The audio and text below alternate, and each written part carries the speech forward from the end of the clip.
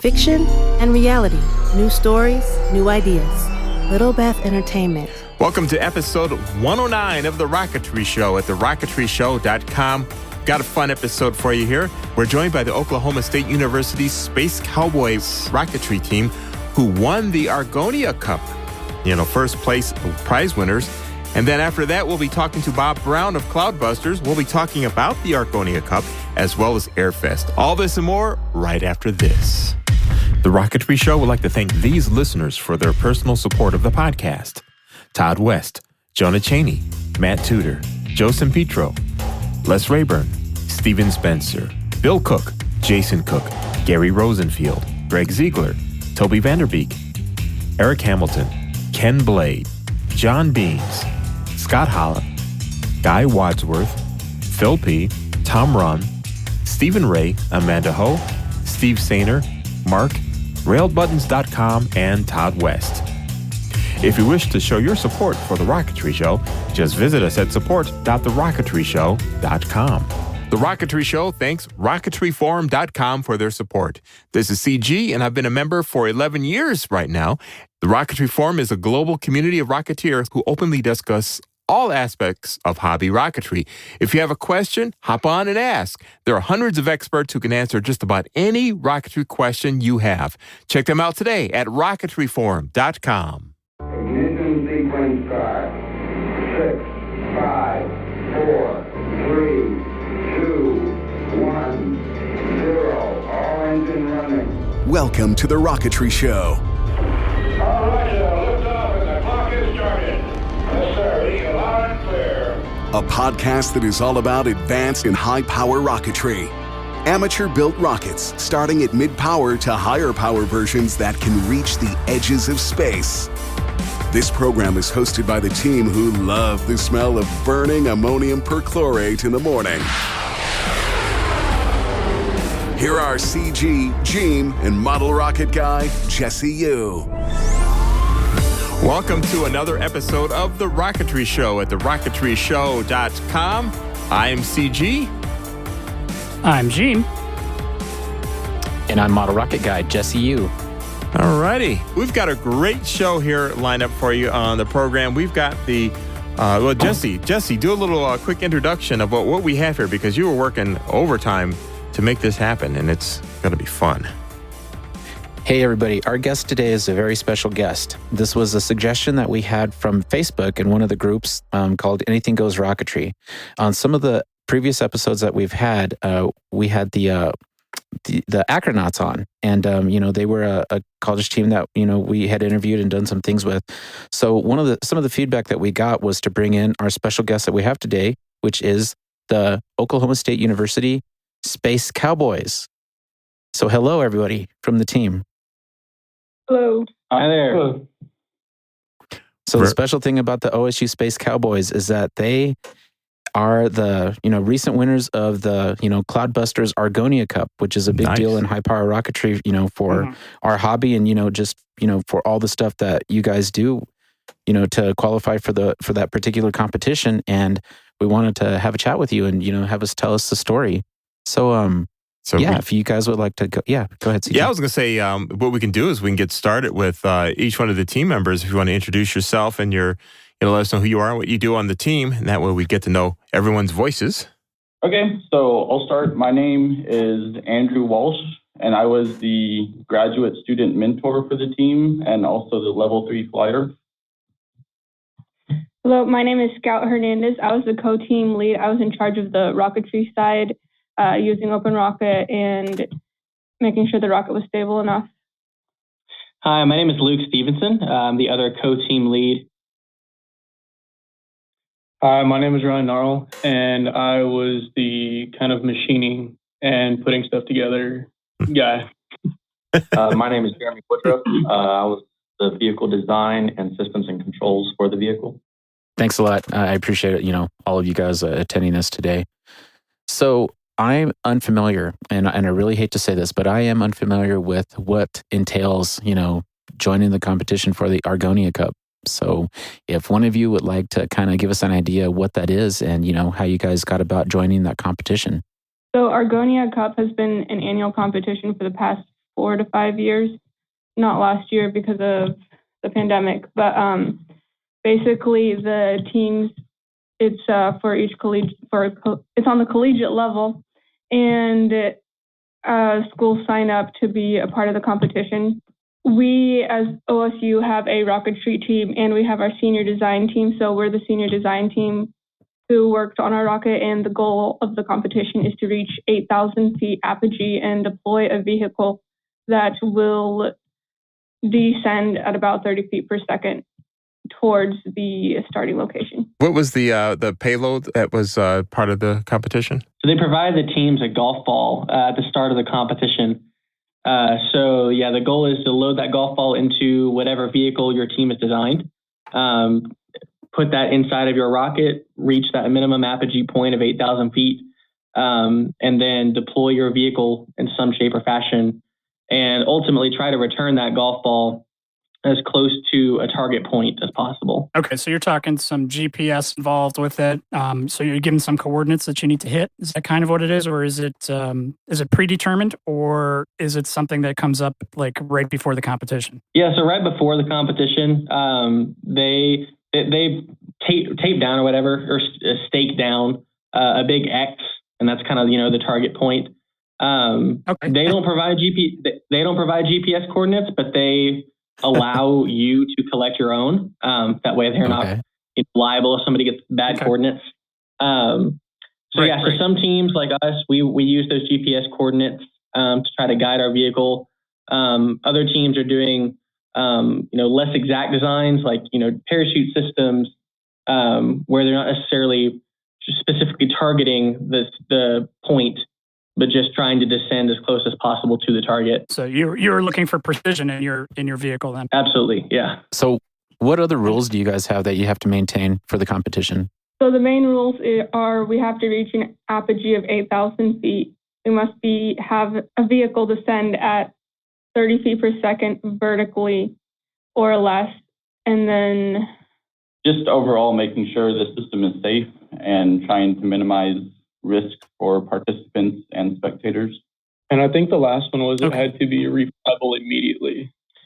Yeah, so if your vehicle can't be damaged when you recover it. If it hits the ground and shatters, that wouldn't be a qualifying attempt. It has to be in reflyable condition within some degree. Is there any limitation on the size of the motors that you guys can use, or how does that work? Because it sounds like you're needing a high power motor to do it. We were allowed to use up to an L-class motor. We needed a level 2 certified EEE member, which ours was Andrew. And in order to use that motor, but we used Open Rocket to determine which motor was best. So using Open Rocket, I shot above 8,000 feet apogee just to ensure that we hit the mark in reality versus simulation. So on the competition day, we reached 11,000 feet apogee, which was a big surprise to me. But we ended up with an L1350 motor, and that worked pretty well. Wow. Cool. It overachieved. Nice. So tell us a little bit about your launch vehicle. Exactly. What was that like, and what was what were the determining factors of choosing that particular design? So we've had success with the glider in the past. OSU is actually we have now won this competition 4 years in a row. Our last 2 years ago, our design was a glider with autopilot system and everything. Competition time for that, it didn't actually fly for us. So we sort of took that design, we improved it, we made sure that it would work. Our vehicle actually uses the nose of our vehicle is actually the nose of the rocket as well. So we just have the ejection charge push our vehicle out of the rocket body with spring deployed wings. So it's just a glider, like unpowered glider, so no prop or anything, that is guided down using mission planner and autopilot.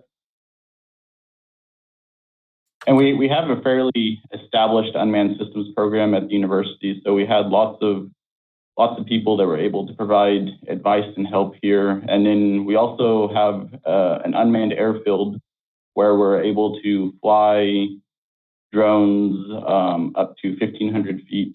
So that allowed us to take the vehicle out and do drop tests to make sure it actually performed as expected.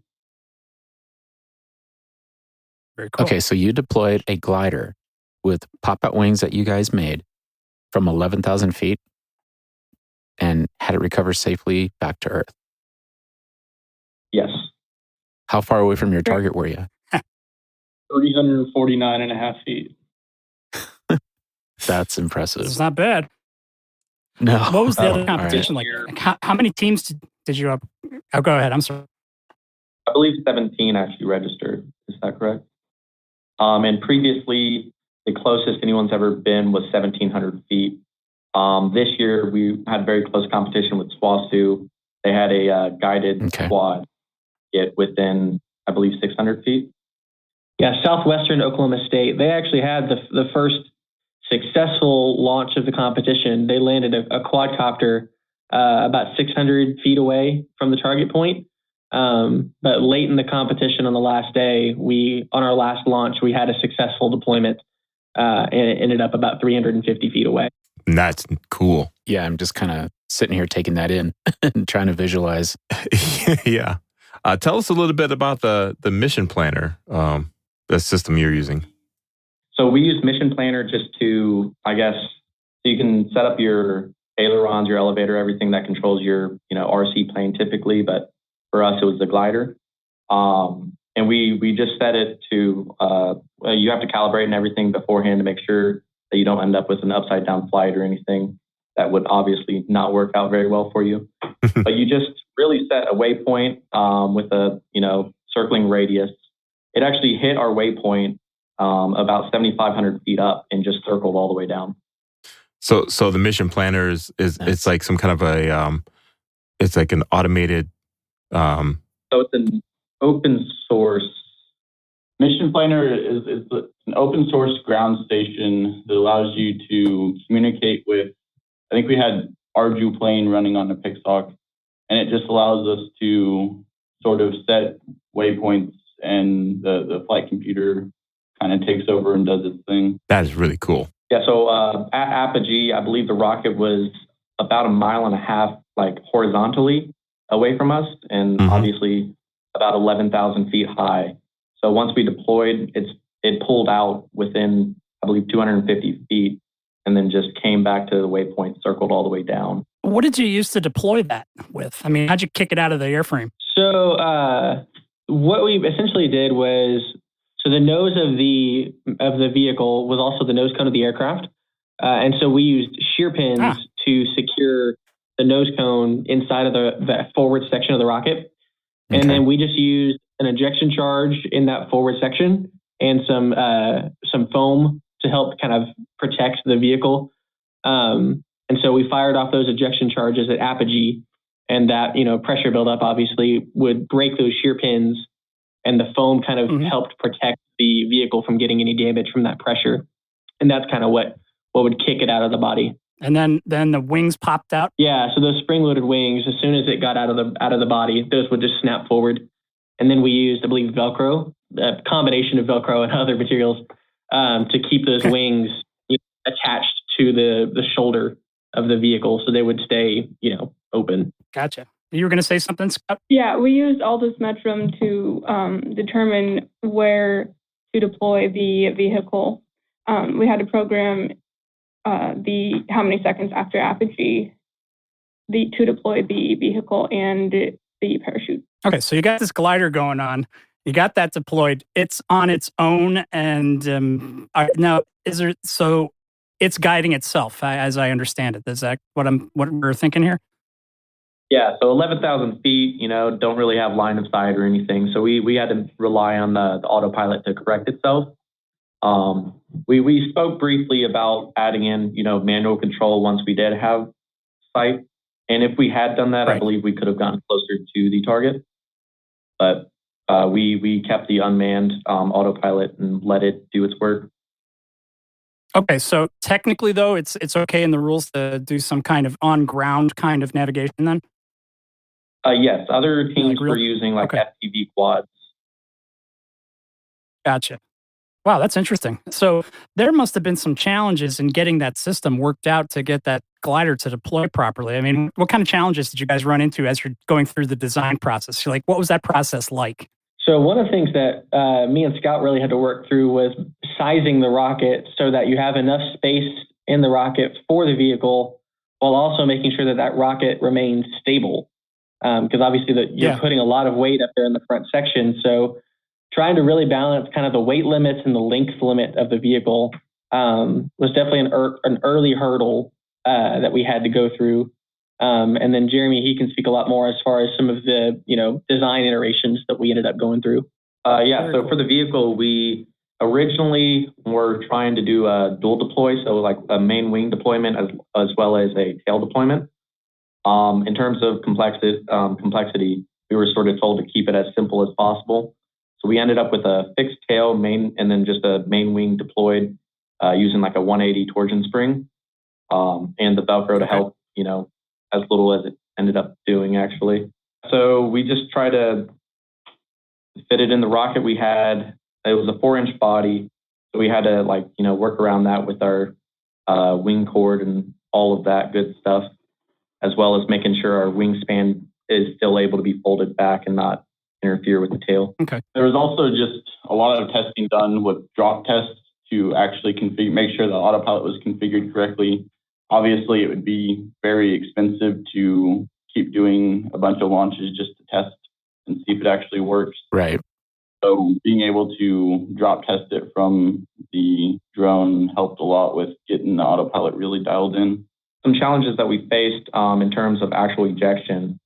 Come test day, we failed our first two launches. So our first one, the parachute ended up getting sucked back from that, vacuum pressure inside of the tube. So the parachute actually deployed early, and it drifted from 11,000, 12,000 feet under parachute the entire time. Ended up about 2.5 miles out. And to clarify real quick, we had a small drogue chute essentially attached to the vehicle in hopes of that, that would deploy at a low altitude. We were using the Jolly Logic for that, and that would help, soften the landing and make sure that our vehicle would be reflyable. So that's what got sucked out and ended up deploying at apogee. Gotcha. Yeah, and then launch 2, our control horn for our elevator, which completely, determines our pitch, authority, was snapped. So we ended up with just, a death spiral all the way down with our glider. Oh, man. Surprisingly, all the electronics survived. Oh, that's awesome. What kind of challenges do you have designing the actual glider? The development of that. Like, how many prototypes did you use of the glider? I believe we were 5 full iterations on. Maybe 7. Okay. So there's a few, optimizations that we made. We started out with thinner carbon fiber plate for our main wing. Realized the wing loading and everything didn't look very, safe or natural. So we ended up more than doubling the thickness there. I mentioned previously we were wanting to deploy our tail. So we started off with an H-tail design for the glider. We ended up with just a fixed tail with basically a T-tail with sort of two vertical stabs back there. One of our common, the most common challenge there was 3D prints. We use 3D prints for our nose and our coupler sections. Sure. And, whenever you're testing these, there's bound to be a few failures. But so whenever it did fail, we had a carbon fiber rod as our fuselage, essentially.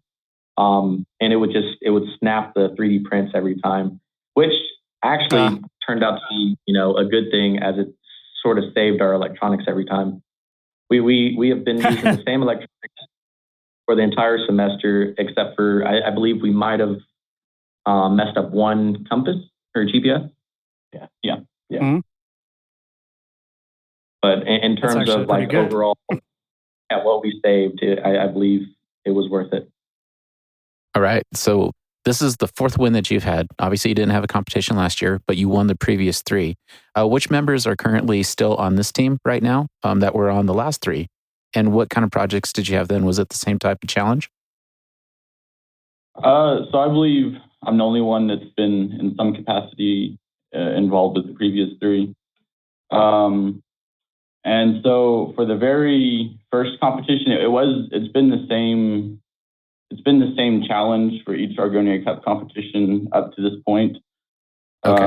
And for the very first one, we attempted to deploy like a quadcopter out of the rocket. And I think on that one, we ran into a problem with actually getting it to come out of the body tube. But fortunately, the rocket landed close enough to the X that we were still able to win. Nice. Okay.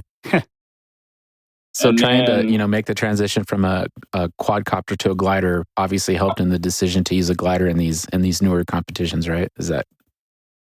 Yeah. The glider is just like with the quadcopter. If one thing goes wrong, it just kind of crashes and falls out of the sky. Right.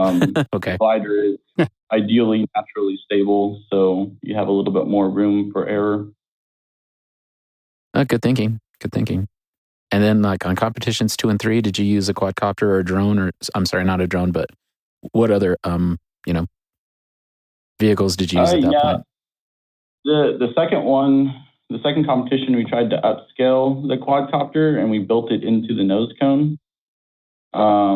And we once again had a problem. I think it was actually the flight electronics failed and it kind of aired out the system. But once again, we were able to land the rocket close enough that it kind of worked out and we were still able to win. And then it was the third year when we transitioned to using a glider body. Got it. And once again, had problems with getting it to actually come out of the rocket, but it landed close enough. So really, this is the first year that we've fully deployed a vehicle and had it perform as designed. So that was really exciting to see. It's fantastic. So that's a record then, right? Like where everything landed in relation to the quote unquote X. That's a record then, isn't it? Yeah, somehow we... congratulations, guys. Yeah. Wow. Mastered returning rockets under parachute, I guess. All right. So obviously you had mentioned that Andrew is a level 3. Who else is high-powered certified on your team that we're speaking to now? And, other members that were helping out with the project. So I'm hoping to get my level 2 over the summer. I have my level 1 right now, but as far as this team, I'm the only one. Right on. All right. And what launch are you trying to, you're obviously in Oklahoma, right? Do you guys fly with any local fields like on a regular basis or any clubs? Really, we work closest with the Cloudbusters up in Argonia. Okay. We work pretty closely with them, but depending on launch needs, we also sometimes go down. There's a club in Tulsa. I think they're based out of Leonard that we've launched with a couple times. And then there's also a NAR club in Piedmont that we've done some launches with as well. Piedmont, and we're fortunate enough to have a waiver up to 9,000 feet HDL at our unmanned airfield, so we're also able to do some test launches out there. Oh, that's nice. That's a good waiver. Yeah, it's higher than some of our local clubs. It's very convenient for test launches before the competition. So when you guys are thinking about this project, I mean, it's kind of like you got two pieces of the puzzle. You got your rocket and then you've got your payload. How long does it take? First of all, does the competition change every year from what its rules are, or is it pretty much steady, except for maybe the altitude changing? So it's been pretty steady each year. They said that once a team actually lands on the X, their vehicle achieves the goal, then they're going to switch up the goal and the rules of the competition. Oh, okay. So it's going to be, it stays until it's defeated then, I guess. Something like that. Yeah, yes. Right. When you start the project, I mean, what's the design thought process with you guys? Do you think of two things that you have to get to work together, or are they two separate things that you're going to work on later? Or how does that look like as you're getting all the, kind of talking about the design and testing and prototyping and all that? Do you have like a team that does the payload section specifically and then one that does the rocket and you kind of work together? Or is it you kind of all work on it? Or how does that work for you guys? Yeah, so that's actually almost exactly it. We had two people in charge of the rocket side and 3 of us in charge of the MAV. And then we sort of just, they give us a set weight and length that we can mess with, and then we just try to, stay within the constraints. Yes, basically, I was just trying to ensure that the rocket remained stable during launch and during the entire launch and everything. And so they had to, using Open Rocket, they had to keep their vehicle within those set parameters. Yeah, as far as the design process goes, yeah, you hit it kind of right on the head. It was me and Scout doing a lot of the rocketry work. Luckily, both of us had some prior experience in that. And then the other 3, Jeremy, Ryan, and Zach, they were the vehicle team. So with a small team like this, obviously everybody's kind of cross-functioning. Everybody helps with a little bit everywhere.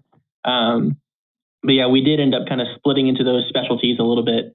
And then as we got closer to the competition, those lines start blurring a little bit, and it just kind of becomes all hands on deck. But when we first started out, yeah, we had kind of split into 2 teams a little bit. Okay, and then as you get closer, then you kind of merge everything together, and hopefully it all works. As we started the project, we used a lot of brainstorming from the previous teams, looking at their designs.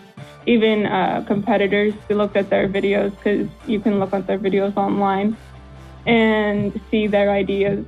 And we just brainstormed a bunch of vehicle ideas, a bunch of rocketry ideas, and started from there. Very cool. So what we're going to do right now is we're going to take a quick break here on The Rocketry Show. We'll come right back with the OSU Space Cowboys team, and we'll be right back right after this. You're listening to The Rocketry Show at TheRocketryShow.com. Stay close. Lock Precision Rocketry manufactures a full line of high-quality precision fit components to meet your building, repairing, and customizing needs. Lock Precision believes in making rocket kits as light as possible while maintaining the strength required to fly with commercially available motors. Lock Precision offers a wide range of rocket kits from the 1-inch diameter Lock 1 series to high-power rockets reaching 7.6 inches in diameter. When you visit lockprecision.com, be sure to check out their Performance Series kits featuring such designs as the Black Brand 10, the Caliper ISP, and the 3.1-inch diameter Iris rocket. All of Lock Precision's performance kits comes with everything you need, including pre-slotted airframes, high-grade precision-cut plywood fins and components, as well as ripstop nylon parachutes, rugged shock cords, polypropylene nose cone, and instructions. The name Lock Precision has been synonymous with mid and high-power rocketry for over 30 years. Check out lockprecision.com to find out why. Lockprecision.com. Fly higher. Fly Lock. All right, it's time for eRockets.biz. eRockets.biz is your home for unique model rocket kits, as well as the world's largest selection of rocket parts from Simrock. They've been in business since 2009. eRockets.biz has a wide selection of your favorite kits, as well as their own versions of popular out-of-production models many of you have come to enjoy over the years. Jesse, what did you find? So, Team Goblin for the win. Thanks to eRockets, they now carry the 5.5-inch Lock Precision Goblin. This is a huge rocket. It's good for a level 1 or level 2. 56 inches tall, around 6 pounds. This particular rocket does come with a 54 millimeter motor mount. And a couple of things that some folks should know. If you have a 4-inch diameter Lock Goblin, the 38 millimeter and 29 millimeter motor mount tubes or adapters that come with that will actually bolt up and fit on this particular rocket. So you can have the best of both worlds. You can have a big Goblin and the little brother. So I would recommend almost picking up both. But the fact that you can get the 5.5-inch from eRockets is great. It comes with the recovery harness. It comes with the parachute. It comes with everything that you need to get started. It also does come with rail buttons, so you can get this taken care of right away. I think it's a great rocket to do a level 2 on, and we have a few people that have done that already. So, if you're looking for something to ramp up with, the price is right, and eRockets has it on sale. So go check it out, eRockets.biz. Alrighty, there are plenty of other rocketry items to choose from as well, such as educational rocket kits and supplies, air rockets, water rockets, and so much more. eRockets.biz certainly has enough kits and supplies to keep you busy in your workshop for a long time to come.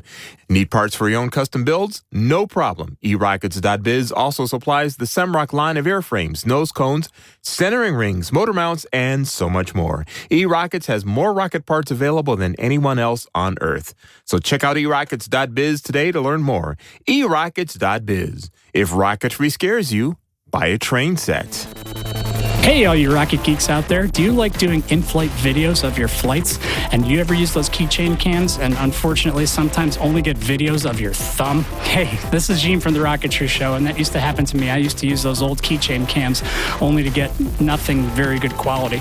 But I found a solution to that, and it's Insane Rockets. It's an app that's available on the Google Play Store for Nexus 5X and higher. Now get this, it does 4K video. But not only that, it'll upload it automatically to the cloud and provide you real-time telemetry while tracking your rocket through Google Earth.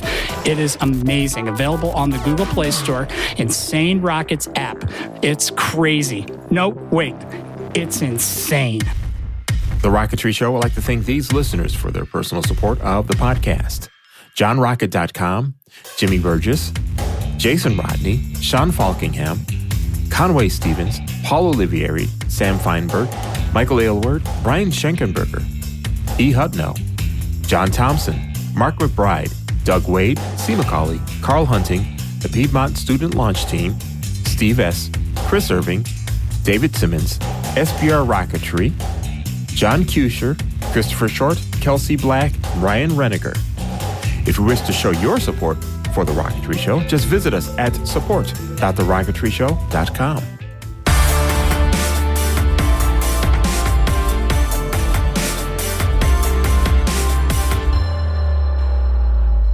Welcome back to The Rocketry Show at TheRocketryShow.com. I am CG. We've got Jesse and Ajim as well.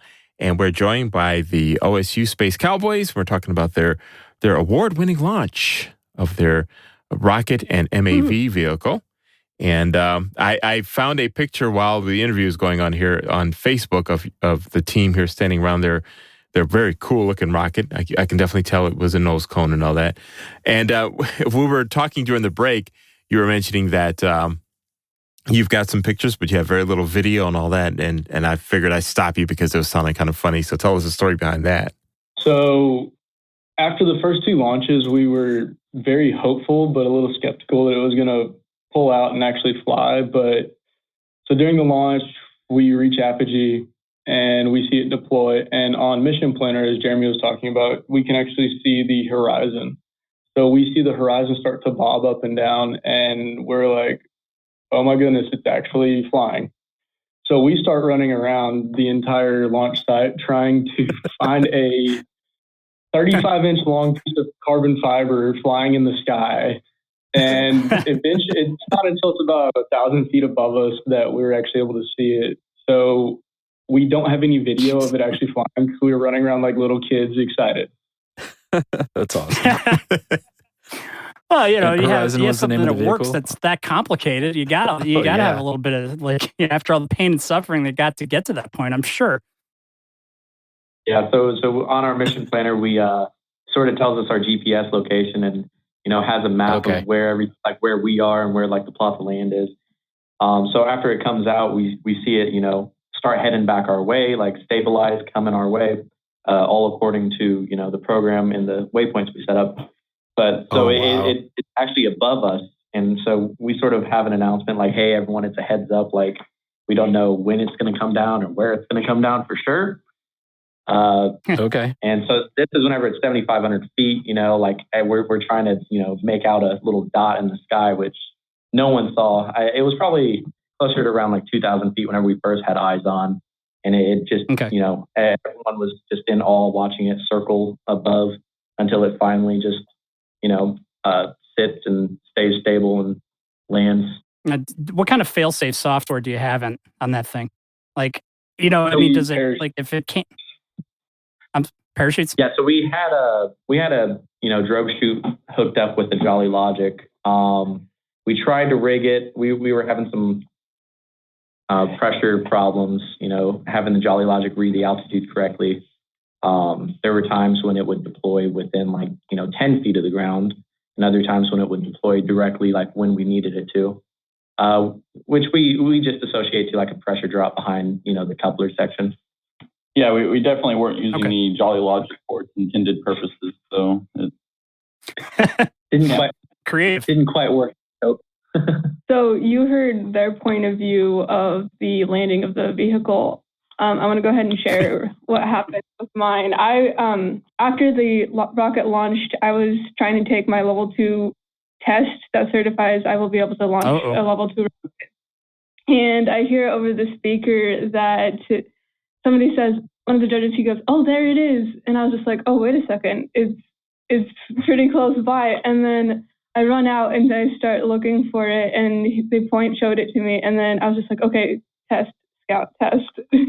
So I ran back in there to finish the test, and then the judge said on the speaker, "And in first place, OSU." And needless to say, the test was unfinished. But it was worth it. That's all right. It was worth it. Yep. Yeah, it was definitely worth it. Impossible to concentrate on the test now.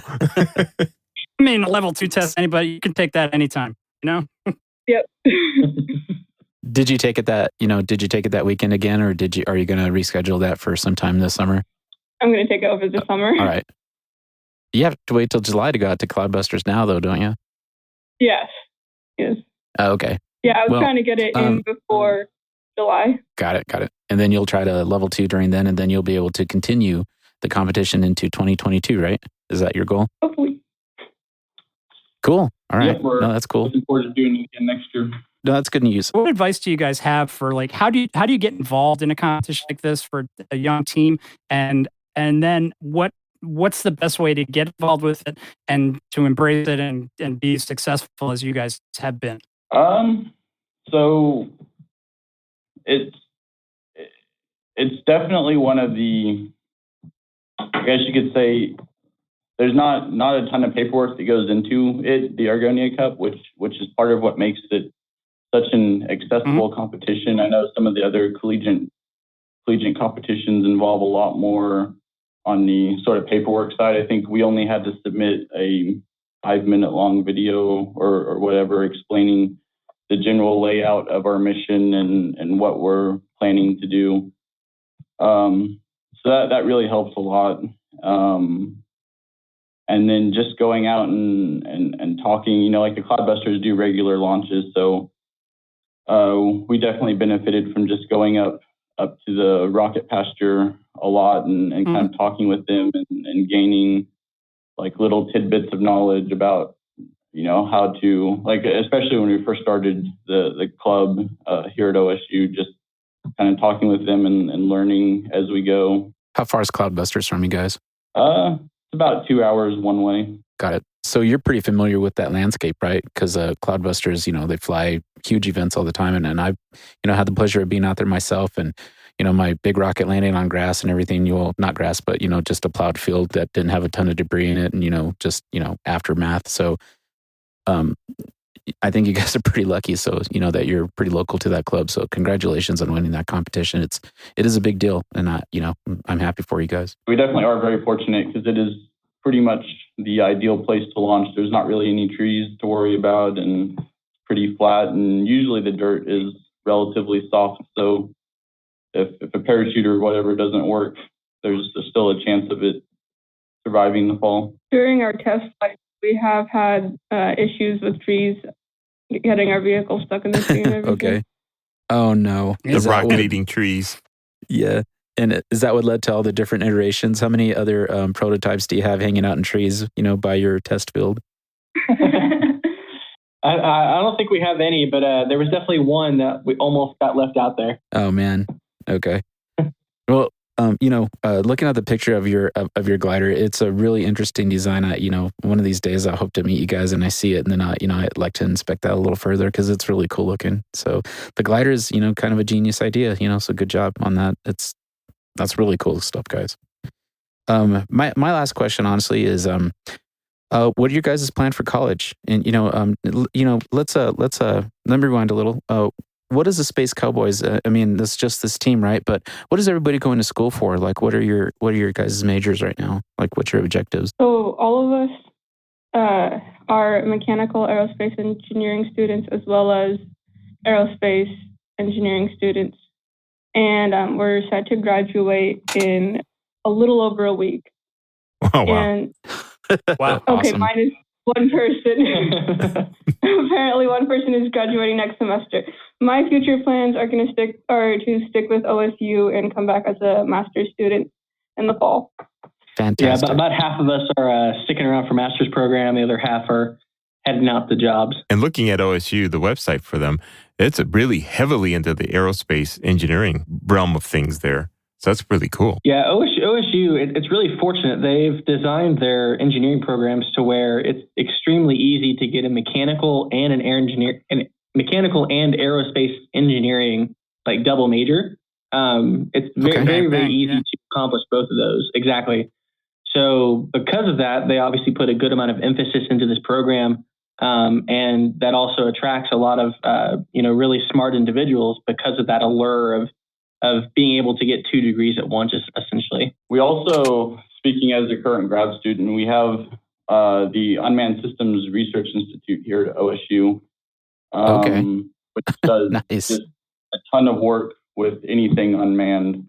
So it's a very, very cool resource that I've gotten to enjoy. And really there's a whole separate graduate program where you can focus on just unmanned systems, which is what I'm currently in. It's definitely a worthwhile experience. I've learned a ton from it. So how many of you are going to continue in the hobby rocketry side? Oh, I am definitely going to continue at least as a hobby in rocketry. We'll see how my graduate degree goes, whether or not this continues into into more as a work thing. Sorry. Yeah, for me at least, I'm not sticking around for grad school, but I'm working on the level 1 certification right now. So I definitely plan to kind of stick with it as a hobby for sure. Fantastic.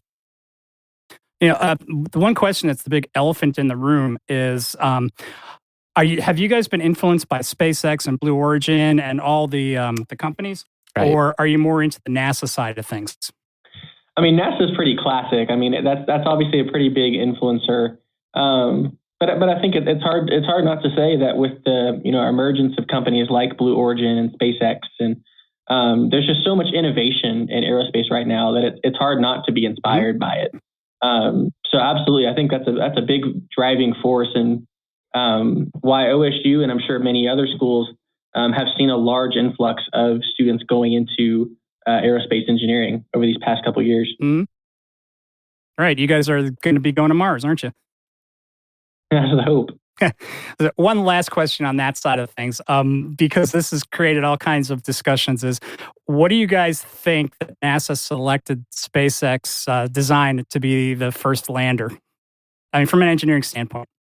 I think it's really interesting. Good call. I think it's really cool. Everything SpaceX has been doing with the Starship. I know that's definitely one of the things, anytime we're in the lab and they're doing a test, we'll have it up on the TV and watching it. And they're doing a lot of really cool stuff. And I'm definitely excited to see how it pans out in the future. Same here. So are we. Yeah, we're all geeking out whenever that happens. And, we're in the middle of our work day, because I don't have a job in aerospace or anything cool like that. I work in a different industry. So every time, hey, the launch is going to happen, are you going to watch it? No, because I'm on a meeting with you. So I'm kind of jealous that you guys get to watch that in the background. But hey, guys, that was we're proud of you, and we hope that you with your endeavors that you have in the future, that you continue and whether it be on the hobby side, whether it be in the real side, whether you're level 5, like our last guest, Matt Steele, who has fingerprints on stuff in space, and if you listen to our last episode, you'll get to hear him talk about that. Just continue what you're doing, press on, and, we hope to see OSU make some more records, and, we'll see you guys at Argonia for sure. So thank you for having us. Congratulations on your level 1. On your first place. Jeez. Finish on that. Yeah. And you're level 1 or soon to be level 2, Yeah, all that too. Yeah, your 4 wins, guys. 4 wins. That's tremendous. Yes. Every time I hear feedback from people like, oh, you got to get OSU on, we got to talk to them. And, for weeks I was like, trying to talk to these guys, like, what kind of questions do you want to ask them and stuff? And, I'm glad you guys stuck around to talk about that. Congratulations on graduation too, in a week. Wow. So thank you for taking the time during your busy graduation weeks to, chat with us. That's awesome. Thank you. Thank you for having us. Absolutely. We appreciate it. Thank you.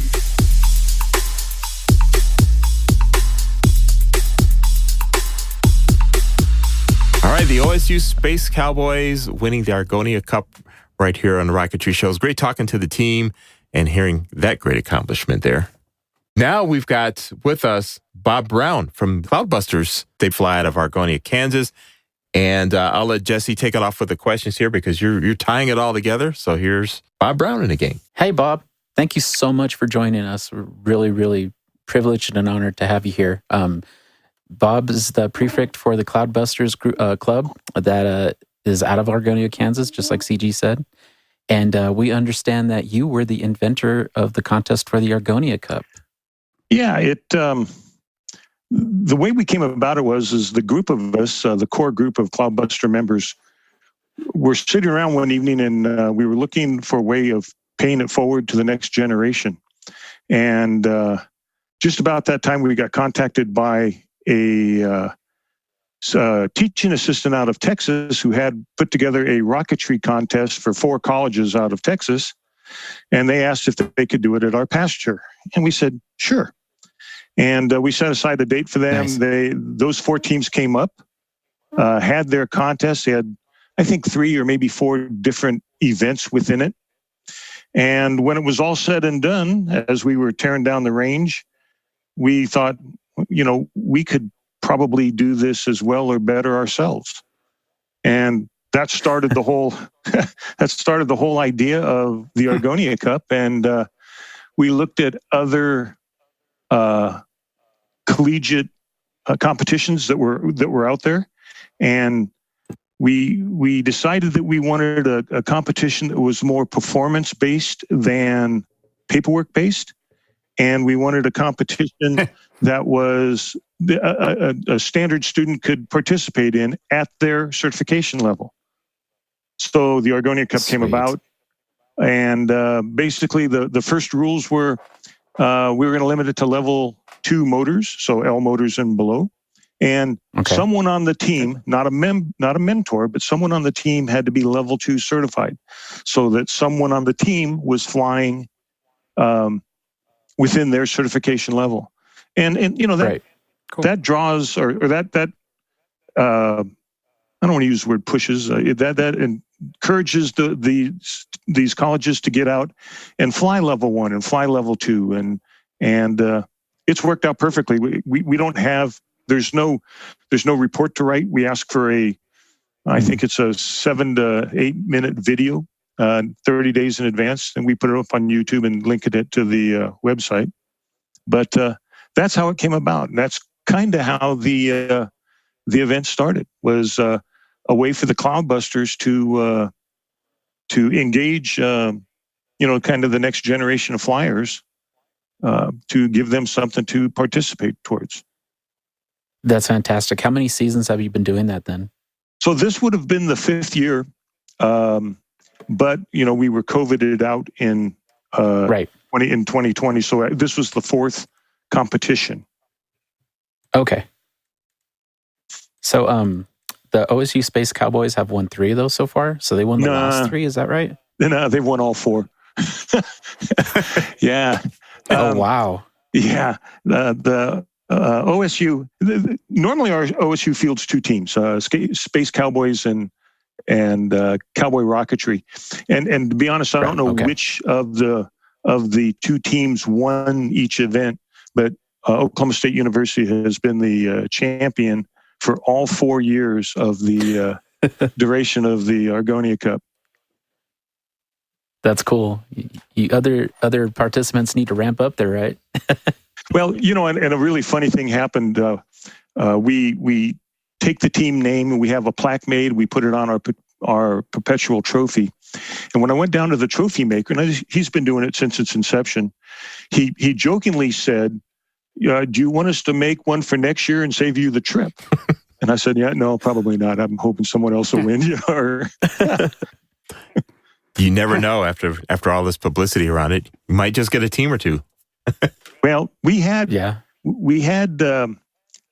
15 teams register this year. Oh, nice. We had 2 teams not show up due to COVID travel restrictions still in place.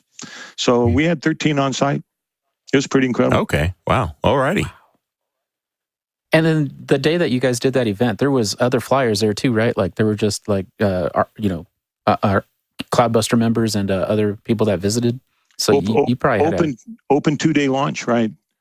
Called Cloudburst, and we separated the range where the college students had one bank of pads that was dedicated exclusively to them, and then everybody else had the whole rest of the range, and that allowed if the teams took time on the pads, that it didn't affect the flow of the range for the flyer that came in to fly. We had other flights from A, B, and C motors to a M motor that went to 44,000 feet. Nice. Yeah, it was pretty fun weekend. When you guys are running the competition, how do you work the flow in with the other flyers? I mean, do you just stagger it, or is there any kind of way of doing it? Because it sounds like you guys have a system, and it sounds like it works pretty well. Well, and again, the flyer, the competitors have their own bank, and for those of you familiar with the Cloudbusters and the layout of our range, that is a normal Airfest range, the 50s pads are dedicated exclusively to the Argonia Cup. And what we do is we give them, you can go down onto the 50s and load and still fly off of all the other pads that we have out there. So them being on the pad and taking their time and, getting their payload ready and the rocket up and, prepped and all doesn't affect the flow of the rest of the range. And then as soon as the team is up, because many of these teams have onboard devices that are somewhat battery limited, they get priority. As soon as they're up and back, we fly their rocket and then resume right back to the rest of the range. So there really isn't much of a delay at all, or any, to the flyers that come out and fly with us on that weekend. Yeah, I was just kind of curious, because 15 teams, that's a pretty sizable competition. Yeah, and it's amazing. We give them, I guess it's 9 hours each day over 2 days to fly. They have up to 3 flights to post a winning score. So if they post a score, they want to fly again to try to beat their score and post a better score, they can, up to 3 flights. Gotcha. We had one team this year show up with 3 identical rockets, with 3 motors, with 3 identical payloads in those rockets. It was incredible. They had basically 3 entries. Huh. That's awesome. Yeah. Yeah. Did they all weigh the same as mine? Yeah. They're all identical. How did they do They're all identical. They're all identical. I mean, other than the color of the paint, one was black, one was red, one was white. They were all identical. So it was amazing. So how close was the performance between the rockets? Well,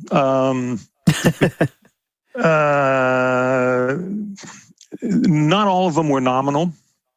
Got it. Okay. Understood. Okay. Subnominal. Subnominal, yeah. And they were out the following weekend with a kite and a camera trying to find their rockets. So it wasn't necessarily all success. So you talked to the OSU Space Cowbys and their winning entry. That was spectacular. I want to tell, if you don't mind, I want to take a moment to tell you about the second place team. Sure. Southwestern Oklahoma State University out of Weatherford, Oklahoma. Small school, small team. The goal was to take a golf ball to 8,000 feet and return it to a point on the field. That's the challenge, boiled down to its simplest. Okay. The Space Cowboys used a glider, an autonomous glider, and that was really cool. The Southwestern Oklahoma State University had a FPV driven quadcopter. And on the first day of the launch, they did a test flight with a smaller motor, flew the rocket to 2,000 feet, put the quadcopter out, and using their FPV goggles, flew it back and landed at about 13 inches from the dot. Whoa! And we're going, oh, this is going to be really, really good. This is going to be really fine. So they had they were always fighting battery capacity issues, and how much energy the quad took to carry it was a small quad to carry it back to the location. They went back that night. They fine-tuned their quad. They fine-tuned some of its parameters. And in doing so, inadvertently flipped the flight control axes. Ooh. Ooh, yeah, okay. So then on their certification flight, they launch it. They get to well above 8,000 feet. They deploy the quadcopter, and here's this young man trying to fly a quadcopter, but the controls are reversed. He finally figures it out, masters it, and starts heading back to the pasture, and makes it all the way back to the rocket pasture, only to run out of battery 515 feet short of the target. Oh, man. Talking about thinking on your phone. Wow. Can you imagine? That's some Neil Armstrong stuff there. It really is. I mean, we took photos with the teams when we're done, and I got a chance to talk to them. And says, "Look, I know how hard what you did was, and you impressed me more than anybody else out here. They didn't win; they finished second, but had and to top it off, they went out for the third try and they broke the launch lug or the launch button off of their rocket with 3 minutes left to go in the window, and didn't get to fly the third one. But that team, you talk about overcoming adversity and still putting in an unbelievable performance. Had they had how many more milliamps of power, they were heading that way. They were absolutely heading that way and ran out of power. It's really amazing, and he was flying with inverted flight controls. I dabble in RC, and I don't know how the heck he did it. Yeah, amen. He did a fabulous job. Hats off to Southwestern Oklahoma State University. They were really, really impressive from my point of view. Awesome. Sounds impressive. Yeah. So hey, Bob, can you talk a little bit more about the Cloudbusters site? We were mentioning, if anybody had been out there before, can you kind of describe the pad layouts? You said the 50s pad. Sure. When I remember it from LDRS back in 2019, I believe, you had 4 different areas that you would launch out of, right? And then I remember the big far one where the Kaboom crew and the Wildman crew was flying their big stuff out there. Can you kind of explain that layout? Sure. What we do when we lay out, we fly all our launches to the Tripoli research safety distances. And what we have are each of our banks are capable of handling 8 pads. So we have bank 1 and bank 2 dedicated to the low power G and below type flights. So it'd be our teens and 20 banks, 11 through 18 and 21 through 28. And they're set out at a distance slightly longer than the minimum required for safety distances. And then beyond that, we have 2 banks, one which we can fly up to a K impulse, and then the other bank which we can fly up to an L impulse, and that's the 40s bank and the 50s bank. And And again, if there's people racking on the 40s, you can fly off the 50s and vice versa, or off the 20s. You know, all the pads are safety distanced apart from each other, which actually makes the setback differences higher than the minimums. But that's okay, because it allows us to flow rocket flyers more quickly through the range. Yep. And you don't, you know, I personally hate a tie up at the range head where people are standing for, you know, dozens of minutes. That just drives me crazy. So we try our best to stop that. So we've talked about the teens in the 20s and the 40s and the 50s. Then the next bank out are the 60s and 70s, and they're both set at the same different distance. They're capable of flying up to an N impulse each. And then beyond that's the 88 pads, which can fly up to a complex O flight. And then we have the ability for some of our special flyers that bring really big projects like Class 3 rockets and all. We can set that rocket out at whatever distance we feel comfortable with, and we have a remote launch system that can handle that. And we've flown rockets from 2,200 feet from the flight line. So the one thing that we have at Argonia, if you've never been there, is have space. You know, yes, we can. There's miles and miles of miles and miles, and we can set you out far enough. We jokingly call it bonus distance. If you scare us, you end up with probably a little more safety distance than the regulations call for. But it's all done in the interest of safety. You know, you just begged the question. What flew at that 2,200 safety distance? What kind of rocket was that? Well, you know, I'm thinking of some of them. Kevin Trojanowski and company flew a Q motor out there once. Okay. Yep. I was going to say it'd have to be something big. Tim Lear at LDRS 38 flew a O to P2 stage from out there. Yes. I got to see that. Nice. So, you know, it takes a pretty good sized rocket to make it out to those kind of distances. So very cool. All righty. Yeah. Well, what we're going to do is we're going to take a quick break for our last break here at the Rocketry Show. We'll come back with Bob Brown. We're talking the Cloudbusters, club launches, and, also, piggybacking off of the Argonia Cup. And we're going to talk much more right after this on the Rocketry Show. Stick around. Don't go anywhere. We'll be right back. North Coast Rocketry, one of the first high-power rocketry kit companies ever, takes advantage of over 30 years of high-power experience by a world-class rocketeer. You can look to North Coast Rocketry to expand your high-power rocket fleet. In addition to great kits, North Coast Rocketry also stocks lots of must-have items and accessories for every Rocketeer's workshop. Find out more about these kits and other great products today. Go to northcoastrocketry.com. And while you're there, don't forget to get their latest catalog, northcoastrocketry.com. Advanced rockets that are easy to build, fun to fly, and look great on display. It's time for Serious Rocketry. Serious Rocketry since 1998, providing the Rocketeer with great kits, motors, supplies, and more. They have lots of products in their ever-growing web store with fast shipping, wide selection, and courteous service. You can also check out the amazing and popular Serious Rocketry kits that harken back to the days of fun-to-build detailed kits that are more than just 3 fins and a nose cone. And Gene, what did you find? Thanks, CG. It's always something new to find at the SeriousRocketry.biz website.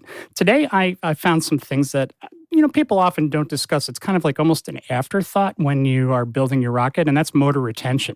Now, most of, for smaller 18 and 24 millimeter motors, many people have stuck with the typical hook type format, which you've seen in old Quest and Estes builds. But Estes has come up with some new retaining that they can use for composite motors in 18 to 24 millimeter, and those are the Pro Series ones. They also go up to 29 millimeter. What's really nice, though, is there's also, if you go to the SeriousRocketry.biz page for parts, you will see that there's motor retainers from Rocketarium that are made from aircraft-grade aluminum in the 18 and 24 millimeter size, which would be great for gliders that use some of those composite motors, which are the long burn, slow thrust ones, which actually is pretty cool. I'm thinking about that NCR stealth fighter which Matt Steele was talking about, which would be really cool. But motor retention is obviously something that's really important, and you can always add a little style to your rocket, and without adding a lot of weight. For example, the Rocketarium 18 millimeter motor is pretty lightweight. It's only about 3.7 grams, so it's not going to add a lot to your build. So take a look at those motor retainers, and you'll see that you can add a little bit more style than just a hook for not a lot of money. The Rocketarium motor retainer is $11.95 on the SeriousRocketry.biz website, so it's not going to break the bank, and it'll also add a little bit of style and professionalism to your builds. So take a look at that motor retention page. You can go all the way from the 18 millimeter in the Rocketarium. Also, Estes has 18 millimeter retaining caps. That's same style as their Pro Series, and the Estes ones go from 18, 24, and 29 millimeter. I'm especially fond of the 29 millimeter Estes motor retainers because that's the one that my Tark team uses. And as an example, I had one on my Mega Dare Red Max that I modified and stretched to dual deploy. I use one Estes 24 millimeter high power retaining cap, and I have flown that rocket over 15 times with that single Estes retainer. And yeah, it's a little scorched and everything, but you know what? That's a sign of a good flight and a good rocket. It's that retainer has held up through time and a lot of flights. So check it out. Take a look at motor retention under the parts section in the SeriousRocketry.biz website, and you'll see that there are options all the way from 18 millimeter all the way up to 54 millimeter for your high power builds.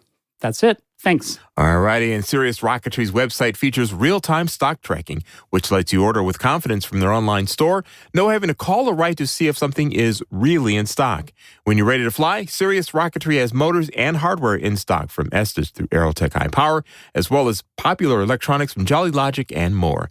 Be sure to ask them about their club specials as well.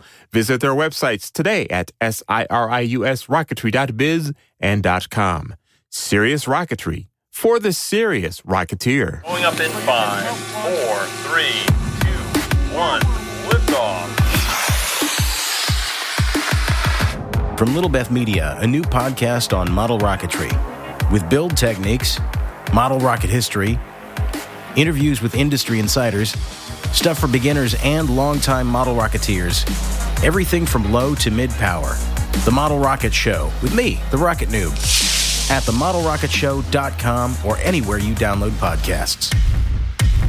The Rocketry Show would like to thank these listeners for their personal support of the podcast. Timothy Mock, John Sicker, Jeff Curtis, Marcelo Francasa, Phil Bridges, Scott Masters, Roy Tyson, Rob Hoagie, R. Smith, Gary Dow, Jay Pullman, Don Johnson, M. Erisman, Pierre Marlou, Jeff Curtis, Brian Lopato, Philip Calvin, Jay Bryant, Casey Anderson, Terry Dancer, Mark Essenwine, Jim Wilson, Jason O'Scally, and Scott Masters. If you wish to show your support for The Rocketry Show, just visit us at support.TheRocketryShow.com.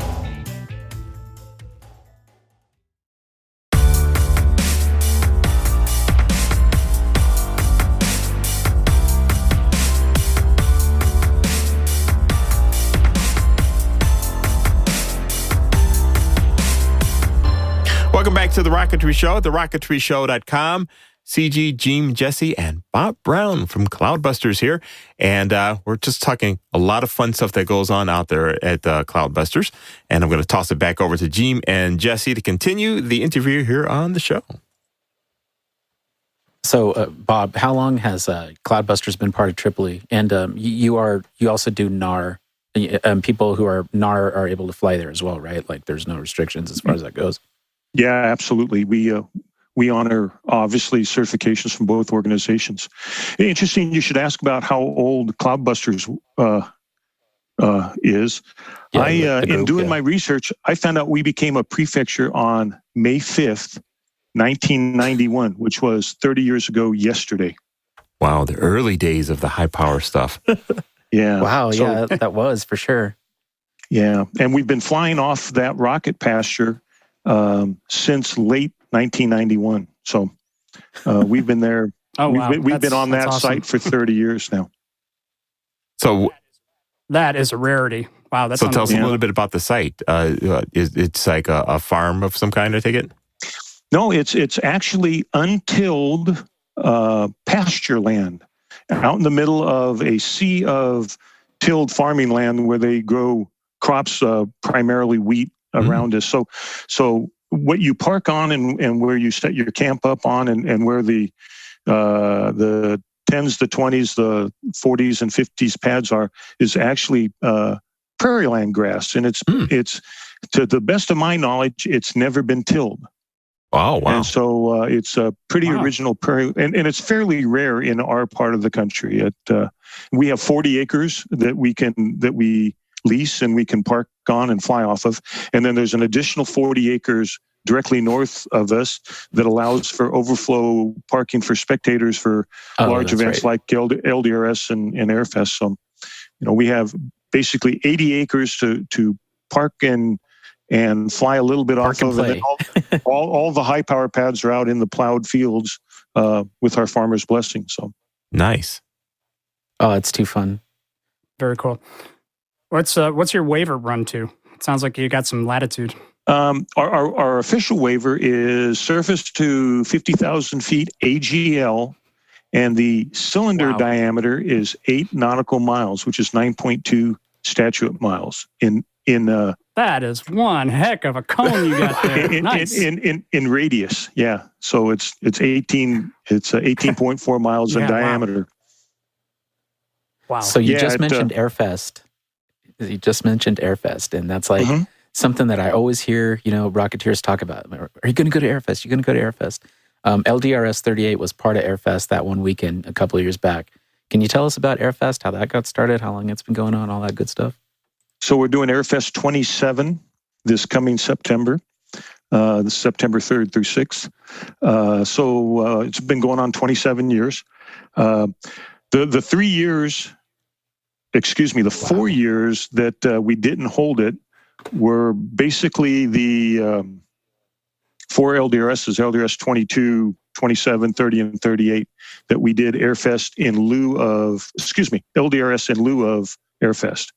Same weekend, same times, same waiver, much of the same people, but we've had, bigger guests out there. And LDRS 38 was the largest attended launch that I've ever seen on the pasture, and I've been a member of the club since 1999. So fantastic. It was unbelievable. Yeah, there were cars out as far as the eye could see. So, yeah. So, Jim and CG, got to ask you now that I can see your see you guys. How are you feeling about that weekend? Jim, I think you got some PTO days coming off that weekend, right, as school starts, right? Yeah, it's to be determined with my family and stuff and working it out. But it's I really want to get out there. I mean, who wouldn't? Sounds like we get the key here, Bob. Yeah. The key here, Bob, is that you got to explain the radius, the waiver, and how many people were there, and how big it is, and how many places you can go launch from. I mean, that's crazy. It's amazing. He had me sold at Q Motor. And well, if that's not enough to grab your interest, you can expect 1,100 high power flights over those 4 days. I've watched a lot of the videos on YouTube every time there's an Airfest, awesome. And it's just nonstop launches. It's pretty wild. It is. We average better than one high power flight a minute when we're open. Wow. Okay. Yeah. Okay. Sounds good. Gene's got a field trip burning in his back pocket there. Oh man. Oh yeah, of course I do. Something like that. We'll work it out somehow. I'll leave it at that right now. I'll figure it out. We routinely have flyers from about 30 states come in every year. Just about, that's normally the number. 32 states. Wow. That's kind of the normal given number. We have one flyer that comes down from Alaska every year. It's his one big launch of the year. Cool. That's awesome. That'd be a heck of a show. Yes. Oh, yeah. So if any of our listeners are listening to this portion, let's make that LDRS 38. Let's break that record for this Airfest 2021, guys. Let's all show up. Let's just all show up. So here's the thing: is we need your trailer because I got to lug the Archer to this.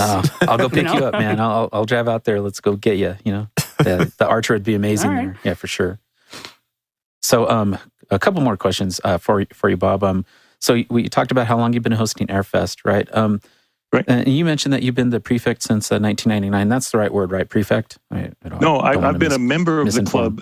I've been a member of the club since 1999. I've been the prefect, which is the FA liaison and pretty much launch director since 2004. Oh, wow. Okay. So, wow. Long time for you guys. A lot of history there. Through Facebook communication and whatever we see on like the Rocketry forum, right? We do have a lot of, people from your club that speak out. You want to name off some of the persons from your club? Yeah, it's really funny. People see Airfest and they see us hosting these LDRSs, and they must think we're a monster club with, thousands of members. And really, when you distill it down, it could be distilled down to a little bit better than two handfuls of folks. Wow, people that do all the work and carry all the load, and it's guys and gals that you don't see fly at Airfest because we're all too busy making sure that everything is working right for all our guests that have come in to fly with us. Lance Lichtide, to start with, is the president of the Cloudbusters. We kind of joke that we split Airfest in half, and Lance covers everything from the flight line fence back to the people, and I cover the range. So he's responsible for registration, and he does all those hundreds of hours of work of getting food vendors in place and getting badges printed and things that people don't. Porta potties, to get porta potties to get 20 porta potties delivered to the middle of nowhere in Kansas and trash cans isn't a trivial thing, but he does all of that, and so much of it is behind the scenes. People see me and they recognize me, but they don't really recognize what Lance and some of his guys do.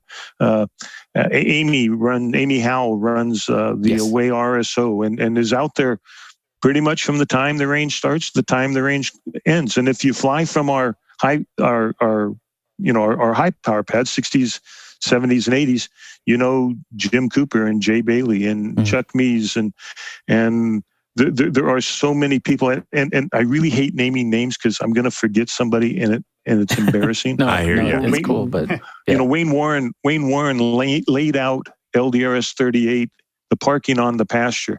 Now this is a piece of ground that has no organization. He laid it out with flags and paint and got everybody to park well so that 420 flyers could drive to their camp and drive out with everybody else in there. I mean, it was incredible how it was really easy to navigate. It was, very organized. And most people miss that stuff. Most people miss how much work it takes to do that. And we have a Cloudbuster member out of the state of Washington, Glenn Caverick, comes in every year. Hardest working guy, we never give him a job because his job is, if there's a problem, he goes and fixes it. So, wow. A runner. Yeah. And from my point of view, something comes up, I notice something's not working right. Hey, Glenn, can you fix that? And Glenn says, I got it. And I get to forget about it because he makes it happen. He just, whatever it takes to make it happen. So I don't know how many names I named there, probably 6, 8, 10, somewhere in that neighborhood. But it's that group of people that dedicate so much time and so much effort to the club that without them, Airfest just wouldn't go on. And they're so good at it, and they do it so seamlessly that 99% of the flyers absolutely miss their efforts. And it's a shame because they really deserve to be recognized, but they are really so good at it. Everything just happens. And people think big launches like this just happen. And it's the furthest from the truth. If you really want to see how hard a launch is, go bid on an LDRS and then pull it off. There's people asking for stuff like you can't imagine, we have people that all they do is answer the information at cloudbusters.org questions. And 95% of the questions asked, if they would have read the website, answers probably there, but we answer them politely and press on. It's I'm blessed to be around such an incredible group of Rocketeers. They are really, really good at what they do, which makes the club look much better makes the club look better. It Awesome. makes me look good. Cool. The people think I'm a magician now, man. I just have good people behind me. This is thank so you cool. for everybody. Yeah, thank you for everybody that participates, to make those events successful. When I was there just that once, it was amazing. And just like you said, the parking was awesome. I mean, you just literally go drive through, loop around, and come right back out. There was, no weird things happening. People were respectful of the cars, and the way that you guys did the parking was awesome. The vendors row all the way up to the front line, everything was great. So congratulations, and thank you so much for the efforts you guys do for that. I appreciate the kind words. Well, is there anything else that you want to make a mention of, Bob? I don't think so. We the Argonia Cup will be up, and the website will be up and running here in another 30 to 45 days. And I'm going to mention, I'm going to put a cheap blurb in for it, argoniacup.com. Go right ahead. Please. We'll announce the challenge for the 2022 event. It's open to the public. If you have time, come out and watch it. It is by far the most fun that a large percentage of those people I mentioned as key players have on the Rocketbuster. One of my members is a 74-year-old farmer, and he was the last guy I would have thought. His name's Jim Cooper. He was the last guy I would have thought to embrace the Argonia Cup, because I wouldn't have guessed that to be his thing. And he says every year after it's done, I have more fun at this launch than any other launch. It's great fun to watch the infectious energy of the college students and their successes and their failures. It's fun to watch. Awesome. Well, thank you so much for bridging that gap too, man. Seriously, between the new flyers coming in and us born again ones, and all the old timers who lived in those glory days of the early rocketry stuff. So thank you for helping bridge those gaps.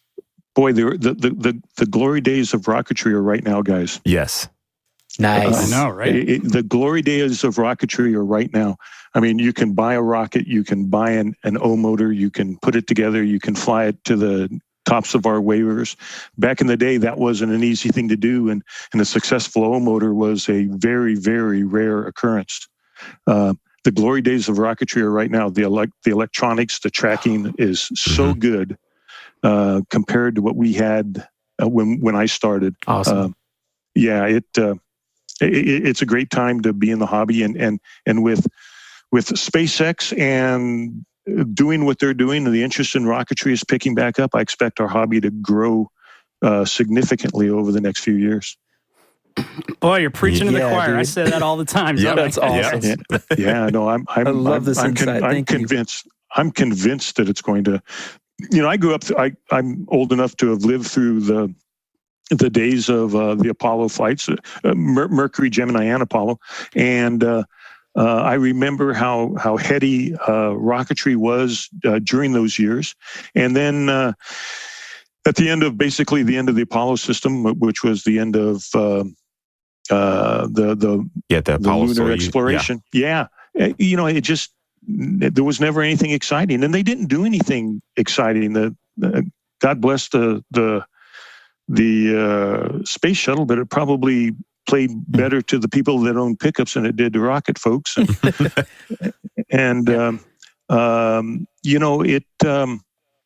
We really are living in some pretty incredible times now. I mean, what SpaceX is doing with rocks, was unconceivable. Yeah. 5 years ago, 10 years ago, not very long ago, who would have? And now they got a contract to land on the moon with that thing. And I should note that in the middle of the production of this show, they finally stuck a landing successfully without any mishaps with the Starship prototype. Yeah. And who would have thought that NASA would have allowed anybody, including themselves, to launch astronauts into space on a used rocket? Mm-hmm. That's just that's just unheard of. Yeah, it's awesome. It's inconceivable. Indeed, and it's a great time to be interested in rocketry, because we're going to see so many cool things in the next 5-10 years. Yes, certainly more advancement than really through the quote unquote glory years of NASA. So. Oh, like I coach a high school team, and watching those guys and they're all computer guys, robotics, rocketry, and they're the things that they're coming up with. I've got to hold them back a little bit because some of the stuff that they come up with isn't necessarily safe. But boy, I hate doing that because they are taking it to the moon, literally, and I love them for it. So I feed off their energy. I'm kind of an energy vampire. I'm getting more excited about this whole thing. We got to figure out how to get the team out there because there's stories to be told out there.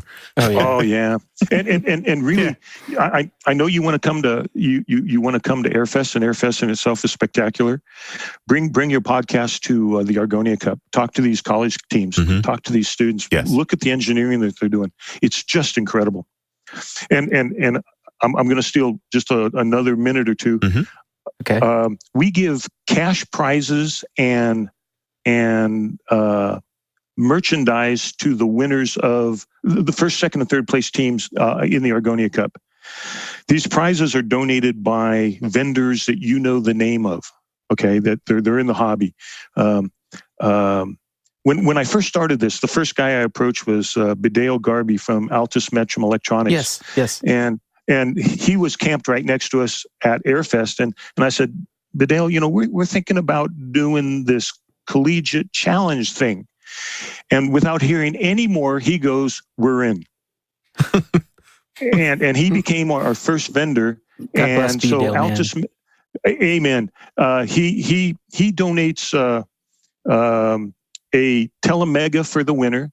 Wow. A telemetrum for each second and third place teams, and to bolster people registering, the first 10 teams that register get easy mini altimeters just for registering and showing up. Wow. So I mean, nice. Yeah, and then Tim Lear at Wildman and Chris Short at Chris's Rocket Supply and Top Flight. Yep. And oh my God, I'm going to miss some. I'm going to really have someone mad at me. But Honeywell, the large corporation donated $1,000 cash for prize pool because they're involved with these teams. It's amazing. Oh, Lock Precision donated rocket kits. I mean, it just without these sponsors, these kids wouldn't get anything. And quite frankly, the winning team took home a pretty impressive haul. Wow! Thank you guys. Thank you all these vendors that you named. That's great stuff. I'll make sure to thank Bideo when I see him because he's part of my local clubs. So I see that guy every 2 weeks or so. He and Keith Packard, without hesitation, said, "We're in," and they were the first. They were the first. He didn't even hear the challenge. He didn't even hear what we were talking about. He said, "If you guys are going to do it, we'll do it." And I went, "Cool." Yeah. And now, not all the other vendors were that easy, but I really appreciate that he came on with us, and he's been there since day one, as has a lot of those vendors have been. So fantastic, man. Yeah, that's we're excited now. Honestly, just hearing you talk about all these events, bridging that gap, and talking about Airfest and the history behind everything. I mean, we're stoked. We're excited. It's a great club. It's a fabulous flying site, and anybody is welcome to fly with us. It doesn't matter how big your rocket is; it gets the same attention. It does. Nice. Very cool. Awesome, man. Thank you so much for joining us, Bob. I really appreciate it. You're welcome. Fantastic stuff. Absolutely. You'll have to join us again for sure. Yes. Sure. We'll definitely, as things take shape with Airfest, we'll definitely have to have you back on to talk about, whatever exciting things are starting to take hold as we get a little closer to it and the registrations come in. It's hard to predict what's coming to Airfest because we don't really ask a whole lot of guidance. Mm-hmm. But I'd be happy to, right after Airfest, to do a debrief and what we saw and what happened and the number of flights and Newton seconds and those kind of things. So, that'd be cool. To the best of my ability. Cool. But, the better way is if you guys joined us and were able to record it yourself. Absolutely. Yeah. Just saying. Yes, absolutely. All righty. Well, thanks a whole lot, Bob, and thanks for that invite. We're scratching our chins collectively here, so we're figuring this out. Jesse, I expect to see you. I'll be there, man. Yeah, I got promises to a bunch of bells on. I got promises to other people, and I want to fly something that hasn't been done yet. You guys have flown every freaking combination of motor, right? So the motor's not going to be the impressive part. The idea that I have to take out there, I want to make sure that everybody sees that bad boy. So, yeah. No, that's awesome. There's really no better place to highlight your flying skills, with the exception of perhaps LDRS. Mm-hmm. For sure. Well, we're winding down here on this episode of the Rocketry Show here, and before we leave, I've got to talk about another thing that happened right in the middle of the production of this episode here, and that is the Rocketry Show is now an award-winning podcast. So, yay! We won the 2021 Communicator Award for our episode covering NIPAR 2019, which was the last on-location show we did before the dark times of COVID shut everything down. And that episode was hard to put together, but it was, this is where I was starting to formalize a lot of things we were experimenting with on our own and together on previous on-location, episode productions. And it all kind of started coming together, and it was the precursor to what we wanted to do in 2020 with on-location shows. And so it felt extra special to win an award on that, based on the fact that we were experimenting with new ways of doing production on location. So, so just follow we'll put a link up to the episode that we won the award on, which is the NIPAR 2020, which, had Dan Brown. Is that right? No, not Dan Brown. Dan Michael. Thank you. Dan Michael and Steve Brown, right? Yes. Yeah, that was the other Brown that was stuck in my head. Thanks, Bob. Thank you. That was so with those two on there, and my favorite part of that whole podcast was the one where, the natural sound of, Dan Michael preparing for the night smoke and some of the storytelling around it, and that was kind of like, that's it. That's how we're telling stories for a lot of these things, moving forward. So,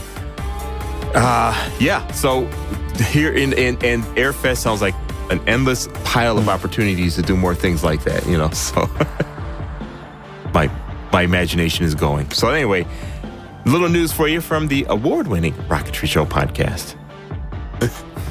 So once again, Bob, thanks for joining us on the podcast, and you definitely stoked our curiosity on this whole area. I say more than just curiosity on the You got to be careful. What I'm told is if you come to Airfest one year, you come back every year after that. Yeah, it sounds like a very, very, this conversation was the gateway drug to it. That's exactly correct. Awesome. I can't wait. Alrighty. Yeah, I can't wait. So, on that note, Gene? Keep your eyes in the skies. All right, we'll see you next time here on the Rocketry Show. Keep an eye out on the Model Rocket Show feed. The season 2 is starting to ramp up. We have Chris Michelson appearing on the Model Rocketry Show next week, so keep an eye out for that. And our next episode is Zyla Foxlin. She's one of the new generation of Rocketeers and also one of these YouTube star people, but she was a lot of fun to talk to. So that's our next episode coming up here on the Rocketry Show. So we'll see you next time. Have a good one. Have a comment? We'd love to hear it. Send them to mailbag@TheRocketryShow.com. If you enjoyed what you heard, don't forget to check out our sister show, TheModelRocketShow.com. The Model Rocket Show is hosted by the Rocket Noob and is all about low to mid-power rocketry. TheModelRocketShow.com with Daniel, the Rocket Noob. Check it out today. The views and opinions expressed on these programs are those of the participants and do not necessarily reflect those of Little Beth Entertainment or its sponsors.